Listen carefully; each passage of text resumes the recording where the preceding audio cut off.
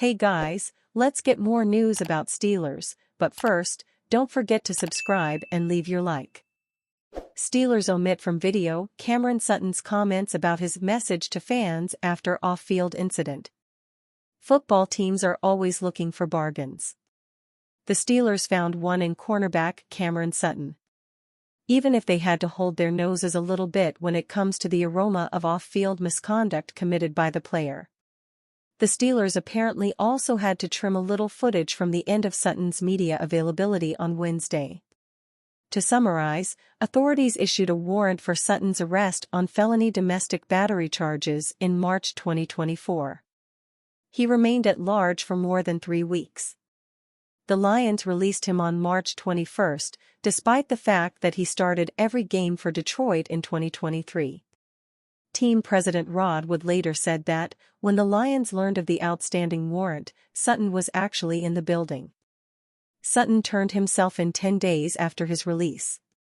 He was charged with misdemeanor battery. He later entered into a pretrial diversion program. The Steelers recently signed him. He had spent 6 years in Pittsburgh before joining the Lions as a free agent in 2023. Sutton met with reporters on Wednesday. He was asked at the end of the session to explain his message to fans given the off-field incident and its consequences.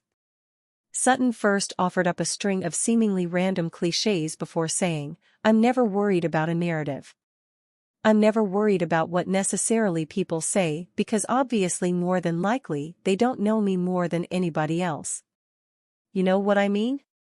And again, it gets back to just your foundation, your morals, who you are individually as a human being and just what you stand on. Holding my head high. Again, everybody goes through adversity, everybody goes through things in their life that can change in both directions. So it's all about how you stand on that and what you do from that. And like I said, I'm ready to keep moving in the right direction. Everything else will keep falling in line and we just keep moving from there. The Steelers posted on YouTube.com a video of media sessions with receiver Van Jefferson, Sutton, and safety Micah Fitzpatrick.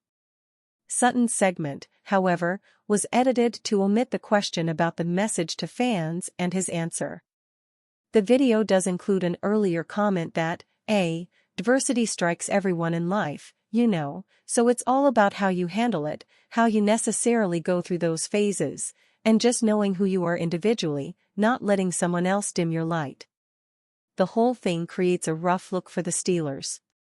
As characterized by the Tampa Bay Times, the probable cause affidavit said this: during the argument, Sutton picked up the woman and slammed her into a wall, then bit her on the neck, leaving a quarter-sized abrasion that bled. Sutton then grabbed the woman by the face and neck and choked her, causing her to briefly lose consciousness. The altercation continued into the living room of the home, where Sutton held down the woman by her hair and struck her twice with his fist, causing a knot to form on the woman's forehead. Entry into a diversion program triggers potential punishment under the personal conduct policy. If, however, the victim does not cooperate with the NFL, it becomes harder for the NFL to get the full picture as to what did or didn't happen. Inevitably, Sutton will be required to meet with NFL investigators and to explain what he did. Then, some sort of penalty will be imposed. Under the personal conduct policy, a first violation for domestic violence will subject the violator to a baseline suspension without pay of 6 games, with possible upward or downward adjustments based on any aggravating or mitigating factors. One of the aggravating factors listed in the policy is choking. Another aggravating factor is repeated striking. Another aggravating factor is where the act is committed in the presence of a child. Sutton and the victim have 3 children. It's unclear whether any of them were present for the altercation. Thus, to the extent Sutton's message to fans is that everybody goes through adversity, he's eventually going to go through more adversity in the form of a suspension without pay, one that possibly will exceed 6 games if the league concludes that the facts in the probable cause affidavit are more likely than not true and correct, and if it turns out that 1 or more children were present when the misconduct occurred. The Steelers have decided to look the other way on this, and to wait for him during a suspension, because he's a good player. Of course, that didn't stop the Lions from moving swiftly to sever ties. Terrible telltales, Steelers QB competition continues to make waves at OTAs. Jenkins believes that resume, one that included 14 touchdowns against SEC competition for LSU, means much more than the 40-yard dash time of 4.6 seconds that he ran at last year's combine that kept him from being drafted. I am just going bring it everywhere, with my route running, everything, Jenkins said Wednesday after taking part in his second organized team activities session with the Pittsburgh Steelers. Everyone talking about that I'm not the fastest, but that doesn't matter. I don't have to be the fastest.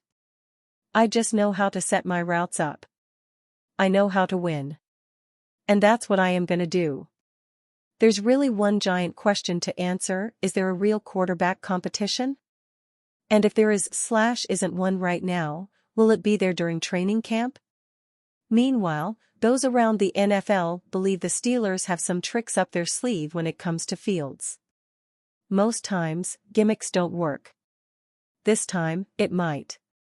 What other teams believe Pittsburgh will do may be something they have to add to the playbook if they haven't already. I didn't know, Jefferson said Tuesday from the UPMC Rooney Sports Complex, that he didn't have a losing season until I came here. So as Jefferson learns Tomlin trivia, he's likely just beginning to become increasingly aware of Tomlin's trademark sayings.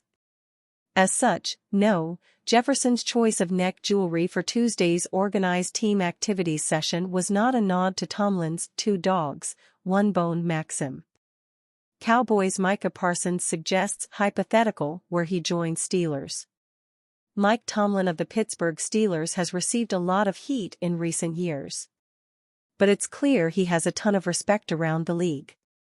Tomlin certainly has the respect of Dallas Cowboys edge rusher Micah Parsons. Fort Worth Star-Telegram's Clarence Hill Jr. wrote in a tweet that Parsons told reporters on June 4 that if he were ever to play for another team, he would prefer to join the Steelers. Why? Because of Tomlin. If he hypothetically did go home later in his career, it would be to join the Pittsburgh Steelers, not the Philadelphia Eagles, partly because of Mike Tomlin, wrote Hill on X, formerly Twitter. Parsons potentially playing for another team is a topic because the edge rusher is approaching the end of his rookie contract.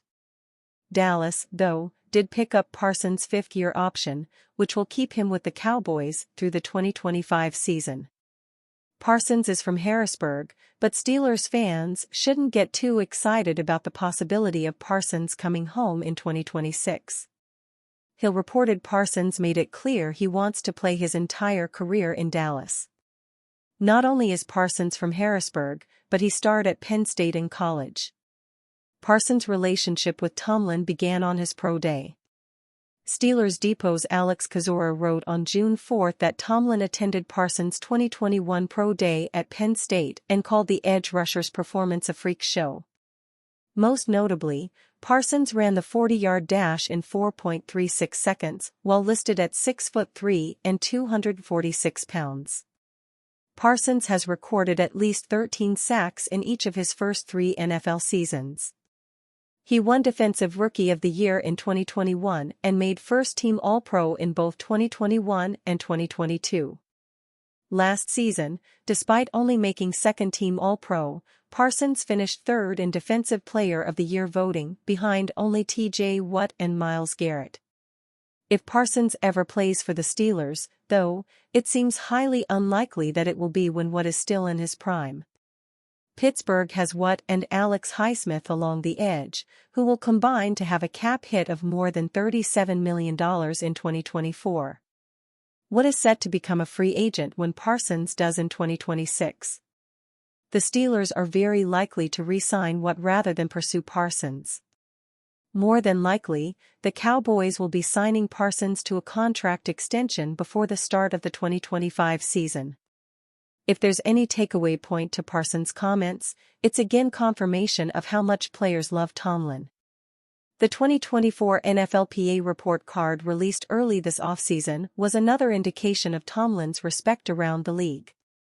The only A grade the Steelers received on their report card was for head coach. Only 3 head coaches, Andy Reid, Dan Campbell and Kevin O'Connell, received a higher grade, A+, than Tomlin on the report card. Tomlin may face a lot of heat this fall if the Steelers struggle on offense again. If the team doesn't win a playoff game this season, even more fans will be frustrated. But the amount of love Tomlin receives from players around the league is just another reason the Steelers probably shouldn't make a coaching change anytime soon. And you, fan? What do you think of the situation of Micah Parsons? Leave your opinion in the comments.